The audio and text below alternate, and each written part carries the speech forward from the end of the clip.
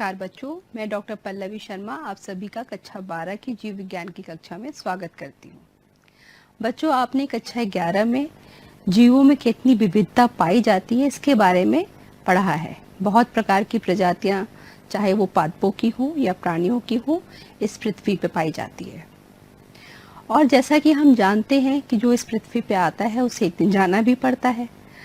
इसका मतलब ये है कि जो भी जीव जन्म लेता है उसकी प्राकृतिक मृत्यु होती है।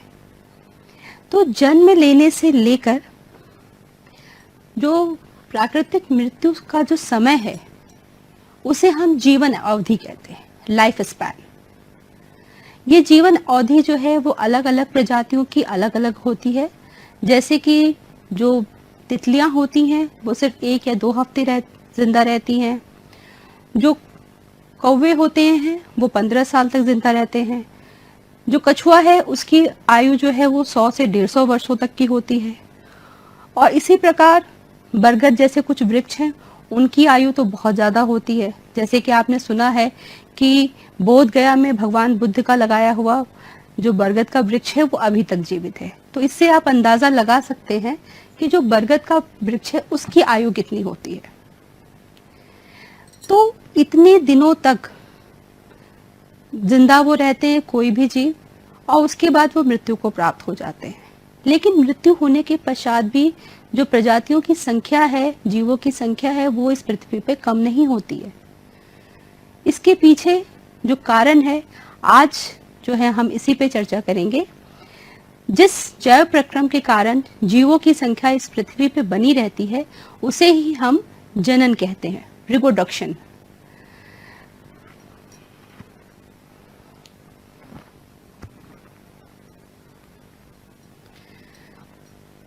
जीवों में जनन वह बायोलॉजिकल प्रोसेस है जिसमें जो जीव है वो अपने ही समान एक छोटे से जीव या संतति को पैदा करता है। ये संतति बड़ा होता है, फिर ये अपने समान दूसरे संतति को पैदा करता है, और इस तरह ये जीवन का चक्र जो है वो चलता रहता है, जिसमें जन्म, वृद्धि और फिर मृत्यु, ये चक्र जो है आपका चलता रहता है। अगर हम ये देखें कि जीव जनन किस प्रकार से करते हैं, तो सभी जीवों में जो जनन है वो एक समान नहीं होता है। ये उनके वासस्थान, जिस जगह पे वो रहते हैं, या फिर उनकी जो आंतरिक शरीर संरचना है और दूसरे अन्य जो कारक हैं उन पे निर्भर करती है। तो इसके अनुसार अगर हम देखें तो जीवों में जो जनन है उसमें काफी विविधता पाई जाती है। अगर सिर्फ कितने जनक जनन में भाग ले रहे हैं, अगर उस आधार पर हम देखें तो अगर केवल एक जनक जो है वो संतति को पैदा करने में भाग ले रहा है या जनन प्रक्रिया में भाग ले रहा है तो उसे हम अलैंगिक जनन कहते हैं। यहाँ पर जनक एक ही होता है और वही जो है वो काफी होता है संतति को पैदा करने के लिए, तो वो अलैंगिक जनन। लेकिन जब 2 अलग अलग लिंग वाले जनक भाग लेते हैं या एक ही जनक से 2 अलग अलग लिंग वाले युग्मक बनते हो और उनके आपस में मिलने से संतति का जन्म होता हो, तो उसे हम लैंगिक जनन कहते हैं। Asexual reproduction, sexual reproduction. बच्चों, अब हम बात करते हैं अलैंगिक जनन की।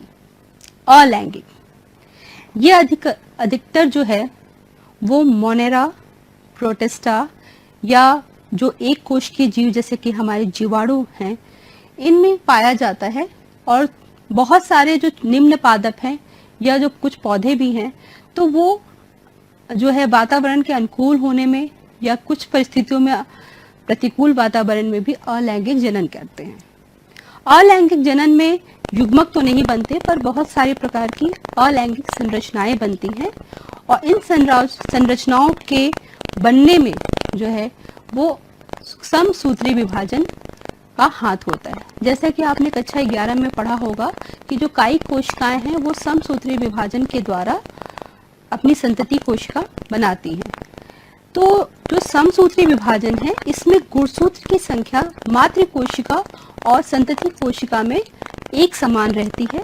तो इसी समसूत्री विभाजन के द्वारा अलैंगिक जनन में जो संतति है वो बनते हैं। अलैंगिक जनन को अगर हम उनके विधियों के अनुसार बांटें तो हम उसे विखंडन, मुकुलन, बीजाणु जनन, कायिक प्रवर्धन और पुनरुद्भवन में बांट सकते हैं। अब हम इन्हें आगे जो है विस्तार से देखते हैं। जैसा कि मैंने कहा कि जो एक कोश के जीव जैसे कि जीवाणु है, छोटे प्रोटोजोआ हैं, मोनेरा प्रोटिस्टा में ये आते हैं, तो उनमें आपका विखंडन, फिजन पाया जाता है। अमीबा में या बैक्टीरिया में जो फिजन पाया जाता है उसे हम द्विखंडन कहते हैं। द्वि मतलब दो, मतलब एक जीव दो संतति कोशिकाओं में विभाजित हो जाता है। जैसे देखिए कि यहाँ पर ये एक अमीबा है। सबसे पहले इसका जो केंद्रक होता है वो समसूत्री विभाजन के द्वारा दो हिस्सों में बंटता है और साथ ही साथ जो इसकी कोशिका द्रव्य और कोशिका द्रव्य होता है वो भी आपका अंदर की तरफ धंसता है और धंसने के बाद जब इसमें क्रॉस वॉल बन जाती है तो आपकी एक कोशिका दो संतति कोशिकाओं में बढ़ जाती है। ये दोनों संतति कोशिकाएं बिल्कुल समान गुणों वाली होती हैं और फिर वृद्धि करके ये कुछ ही समय में मातृ कोशिका के जैसे हो जाती है। तो यहाँ पर एक जीव पूरी तरह से दो जीवों में बढ़ जाता है, इसीलिए कहा जाता है कि एक कोश के जीवों की प्राकृतिक मृत्यु नहीं होती है। ठीक ऐसे ही मलेरिया परजीवी प्लाज्मोडियम जो होता है उसमें ये जो विखंडन है वो थोड़ा सा अलग होता है। वहां पर एक कोशिका जो है वो कई सारी छोटी कोशिकाओं में बढ़ जाती है। पहले कोशिका के अंदर जो कोशिका केंद्रक है आपका, वो आपका कई सारे मुक्त केंद्रकों में बढ़ता है और बढ़ने के बाद हर केंद्रक के चारों तरफ आपका कोशिका द्रव्य इकट्ठा हो जाता है और वो हर एक कोशिका जो है एक जीव को बना लेती है और बाद में फिर ये उस सिस्ट को तोड़ के या कोशिका जिस कोशिका के अंदर ये बन रहे थे उसे तोड़ के बाहर आ जाते हैं और नए जीव को जन्म देते हैं। तो इस प्रकार के विखंडन को हम बहु विखंडन कहते हैं। कभी कभी जो अमीबा होता है वो भी प्रतिकूल परिस्थितियों में अपने पादान को संकुचित कर लेता है और अपने चारों तरफ 3 स्तर की एक पुट्टी बना लेता है, सिस्ट। और प्रतिकूल परिस्थितियों के रहते समय तक अमीबा आपका ऐसे ही रहता है और जब मौसम अनुकूल आता है तब तक उसके केंद्रक जो है वो विभाजित हो जाते हैं। उसके बाद उसके चारों तरफ कोशिकाओं छोटी छोटी कोशिकाएं बन जाती हैं जिन्हें हम अमीबाफ कहते हैं और फिर ये अमीबॉइड्स जो हैं वो पुट्टी को तोड़कर बाहर आ जाते हैं और इसे हम बीजाणु जनन भी कहते हैं।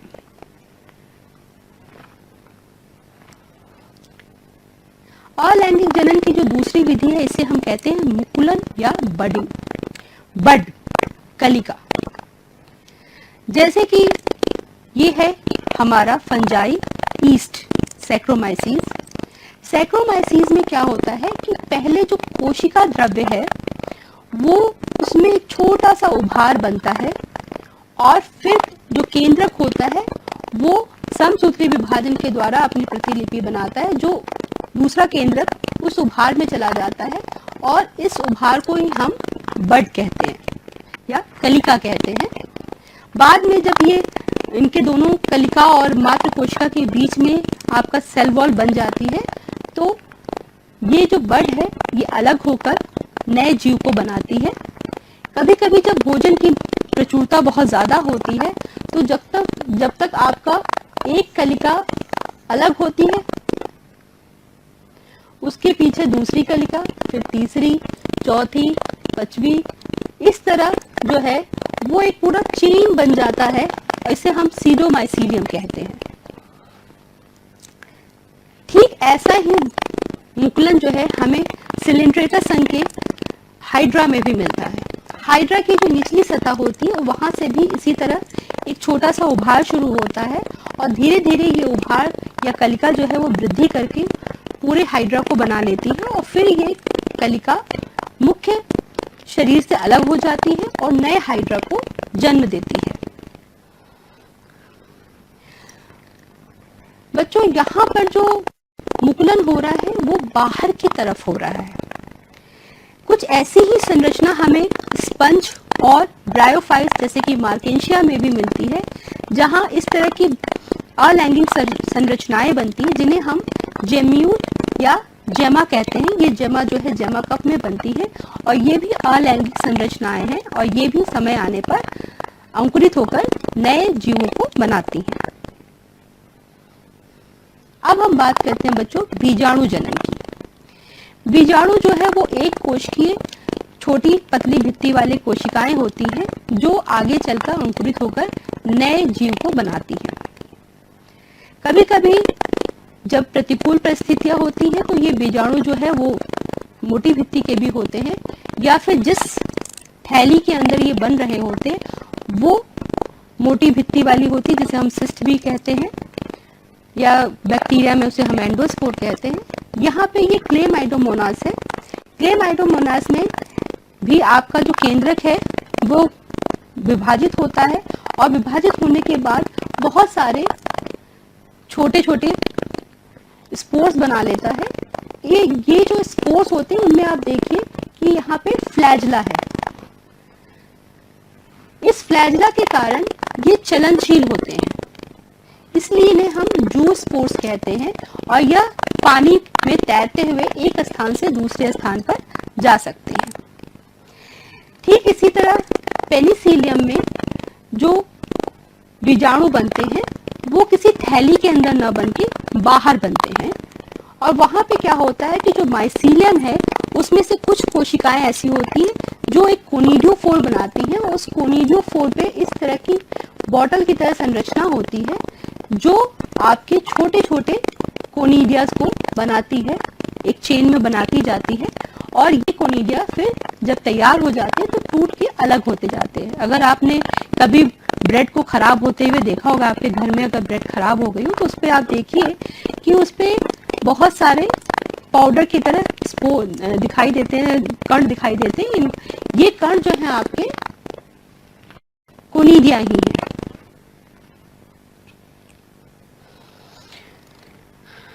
बच्चों, अब हम बात करते हैं कायिक प्रवर्धन या वेजिटेटिव रिप्रोडक्शन की। आपने घर में अपने आलू देखा होगा, प्याज होगा, लहसुन होगा। अगर आप अपने घर में से लहसुन की कलियों को लेकर अगर आप उन्हें मिट्टी में लगा दें, या आलू की जो उसकी ये आंख होती है उसे काट के अगर आप नमी वाली मिट्टी में लगा दें तो आप देखेंगे कि वो अंकुरित हो जाएंगे, उनमें से पत्तियां निकल आएंगी। जैसा कि आप जानते हैं कि आलू जो है एक रूपांतरित तना होता है और हर तने में आपकी पर्व होते हैं, पर्व संधियां होती हैं। तो आलू में ये जो पर्व संधियां होती हैं ये जो है जर्मिनेट कर जाती, अंकुरित हो जाती हैं और ये आपके नई पौधे को बनाने में सहायक होती है। तो जो आलू है उसका जो प्रवर्धन है, उसकी खेती जो है वो इसी के माध्यम से की जाती है। ठीक इसी तरह अदरक भी आपने देखा होगा। अदरक को भी अगर आप बालू में हल्की नमी के साथ रख दें तो वो भी अंकुरित हो जाएगा और उसमें अपस्थानिक जड़ें निकल आएंगी और जो उसके नोड्स हैं वहां से नई कलिकाएं बन जाएंगी। इसी तरह अगेव नाम का पौधा होता है जिसमें बुलबुल्स बनते हैं। जिम्नोस्पर्म जो होता है उसमें साइकस में इसी तरह बुलबुल बनते हैं और ये जो बुलबुल हैं इनको हम तोड़ के अगर मिट्टी में लगा दें तो इनसे नया पौधा बन जाता है।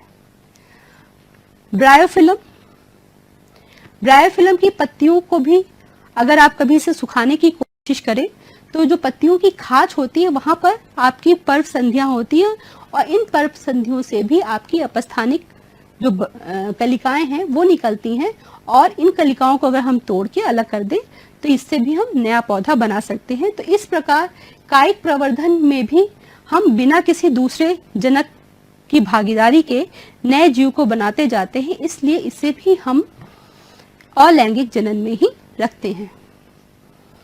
अब जैसे आइकॉर्निया के बारे में मैं थोड़ा सा बता दूं कि आइकॉर्निया जिसे जल हायासिंथ कहते हैं, इसमें जो कायिक प्रवर्धन जो है वो भूस्तारिका की वजह से होता है, और यही कारण है कि यह जलाशयों में बहुत तेजी से फैलता है।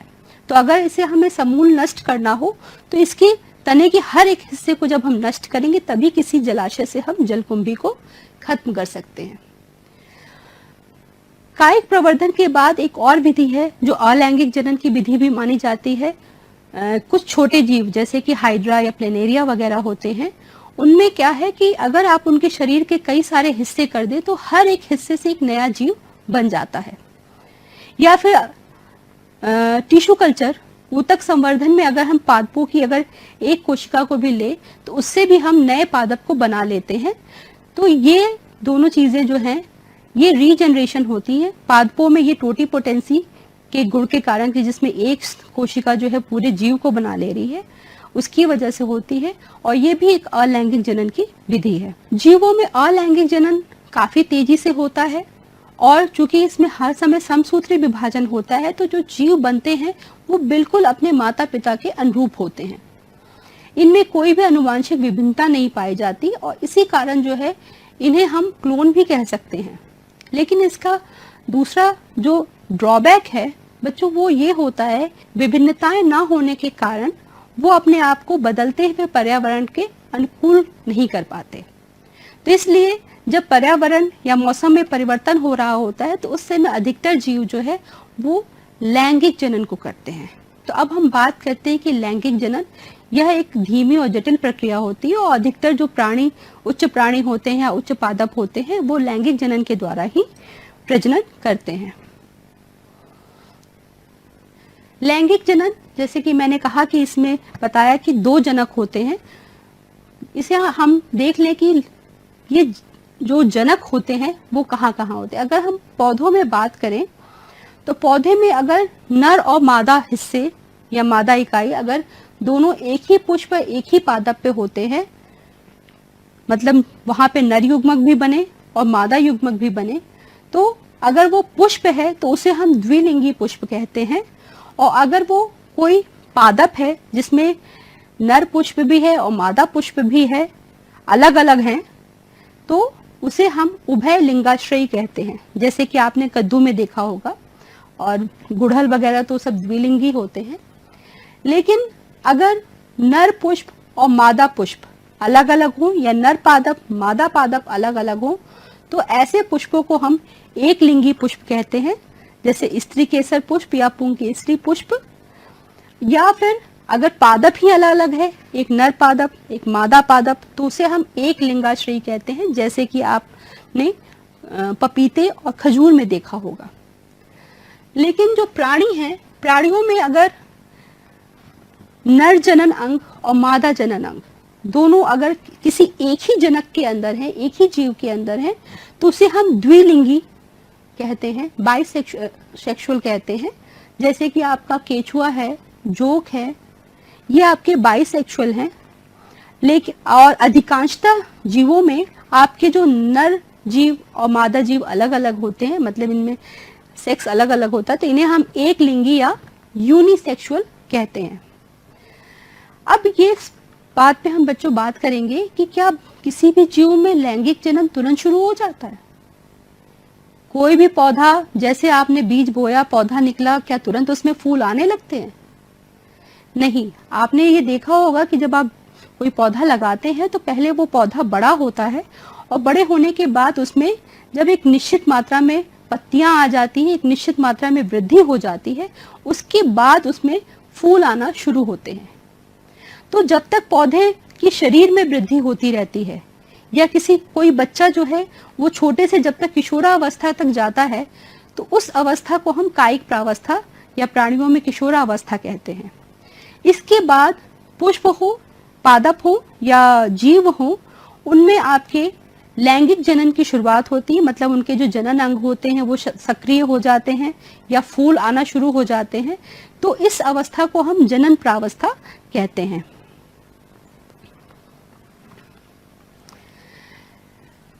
अगर हम लैंगिक जनन की बात करें तो लैंगिक जनन में आपके 3 अवस्थाएं होती हैं।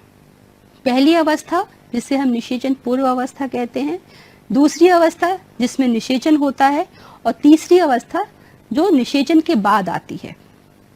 जैसा कि हमने पहले बात की कि लैंगिक जनन में दो जनक या एक ही जनक में नर और मादा युग्मक दोनों बनते हैं और इन युग्मकों के संलयन के बाद जो है वो संतति का जन्म होता है। तो निषेचन पूर्व अवस्था की अगर हम बात करें तो उसमें दो प्रक्रियाएं होती हैं जो सबसे जरूरी होती हैं। वो होती है, पहला है आपका युग्मक जनन और दूसरा है आपका युग्मकों का स्थानांतरण। युग्मक जनन मतलब नर युग्मक और मादा युग्मक का बनना। यहाँ पर अगर जो जीव है वो आपका द्विगुणित है तो उसमें युग्मक जनन से पहले आपके अर्धगुणसूत्री विभाजन होता है उसकी जनन कोशिकाओं में, या जिसके हम मातृ कोशिका कहते हैं, और उसके बाद आपके अगुणित युग्मक बनते हैं। अगर ये दोनों युग्मक एक समान होते हैं तो हम इसे समयुग्मक कहते हैं। अगर दोनों युग्मक एक समान नहीं होते हैं तो उसे हम विषम युग्मकी कहते हैं। और अगर वो अगुणित जीव है जैसे कि छोटे जीव, तो वहां पर आपके समसूत्री विभाजन होता है युग्मक निर्माण के लिए, वहां अर्धगुणसूत्री विभाजन नहीं होता है और युग्मक बनते हैं। और युग्मकों के बनने के बाद फिर अगला जो चरण होता है वो होता है युग्मक स्थानांतरण का। जैसे कि अभी हमने क्लेमाइडोमोनास या क्लोरेला में देखा कि उसमें चलनशील संरचनाएं बनती हैं, तो उसी तरह अगर युग्मक जो है वो चलनशील होता है तो उन्हें आपस में मिलने में कोई दिक्कत नहीं होती, उनका स्थानांतरण बहुत आसानी हो जाता है। लेकिन अगर युग्मक अचलनशील होते हैं तो उन्हें एक स्थान से दूसरे स्थान पर किसी कारक के द्वारा जाना पड़ता है, तो इसे हम युग्मक स्थानांतरण कहते हैं। जैसे पौधों में युग्मक स्थानांतरण के लिए हम परागण की प्रक्रिया को अपनाते हैं और प्राणियों में ये मैथुन के द्वारा पूरा होता है। युग्मक स्थानांतरण के बाद जब नर और मादा युग्मक आपस में मिलते हैं, संलयित होते हैं, इसे हम सिनगैमी कहते हैं या निषेचन कहते हैं। जो आवृत बीजी पौधे होते हैं उसमें ये निषेचन दो बार होता है। एक बार तो नर और मादा युग्मक मिलते हैं जिसे सिनगैमी कहते हैं, और एक बार नर युग्मक जो है वो ध्रुवीय कोशिकाओं से मिलता है। तो इस तरह आवृत बीजी पौधों में दो बार निषेचन होता है, इसलिए हम दोहरा निषेचन कहते हैं। निषेचन कहाँ हो रहा है? अगर निषेचन शरीर से बाहर हो रहा है तो उसे हम बाह्य निषेचन कहते हैं, और अगर निषेचन शरीर के अंदर हो रहा है तो उसे हम आंतरिक निषेचन कहते हैं। बाह्य निषेचन और आंतरिक निषेचन का फायदा अगर ये देखें तो बाह्य निषेचन में युग्मकों के पास पास आने की जो संभावना है वो बहुत कम होती है, तो इसलिए युग्मकों को बहुत अधिक संख्या में बनाना पड़ता है। और आंतरिक निषेचन में संभावनाएं ज्यादा होती हैं युग्मक संलयन की, तो इसलिए यहाँ पर युग्मकों की संख्या को ज्यादा नहीं बनाना पड़ता। अधिकांशतः एक ही अंडकोशिका बनती है, भले नर युग्मक जो है वो ज्यादा बनते हैं क्योंकि नर युग्मकों को स्थानांतरित होना पड़ता है। तो इस प्रकार बाह्य और आंतरिक निषेचन जो है पाया जाता है। बाह्य निषेचन जब जितने भी जलीय जीव हैं उनमें पाया जाता है, आंतरिक निषेचन मनुष्य हैं या जो पुष्पी पादप हैं उनमें पाया जाता है। अब निषेचन के पश्चात दोनों युग्मक निषेचित हो गए। युग्मक थे अगुणित, अब जब वो अगुणित थे तो वो क्या होंगे? द्विगुणित हो जाएंगे, और द्विगुणित होने के पश्चात वो युग्मनज बनाते हैं, जाइगोट। जो अगुणित जीव होते हैं, जैसे कि मैंने पहले बताया कि जो जैसे जिनमें केवल पूरे जीवन काल में केवल एक सेट होता है गुणसूत्र का, वहां पर युग्मनज बनने के बाद अर्धगुणसूत्री विभाजन होता है और फिर अगुणित जीव का निर्माण होता है। लेकिन जो उच्च जीव हैं वो द्विगुणित ही रहते हैं, और फिर ये युग्मनज जो है वो विभाजित होना शुरू होता है। उसमें कोशिका विभाजन होता है, फिर कोशिका का विभेदीकरण होता है। विभेदीकरण के पश्चात वो एक प्रो एम्ब्रियो बनाता है जिसे हम भ्रूणोद्भव कहते हैं, और फिर इसके बाद भ्रूण बन जाता है। ये जो हमारा भ्रूण है वो हमारा बीजांड के अंदर पाया जाता है, और इस प्रकार जो निषेचित बीजांड होता है उसे हम बीज कहते हैं। निषेचन पश्चात अवस्था में जो बीजांड बीज में बदल जाता है और बीजांड जिस अंडाशय में पाया जाता है वह अंडाशय जो है वो फल का निर्माण करती है। ये फल गूदेदार भी हो सकते हैं और शुष्क भी हो सकते हैं। और इसी तरह जो भ्रूण है उसका भी जो भ्रूण है अगर हम प्राणियों में देखें तो उसका भी परिवर्धन जो है अगर शरीर के अंदर होता है तो उसकी उत्तरजीविता बढ़ जाती है, अगर शरीर के बाहर होता है तो उसकी उत्तरजीविता में कमी आती है।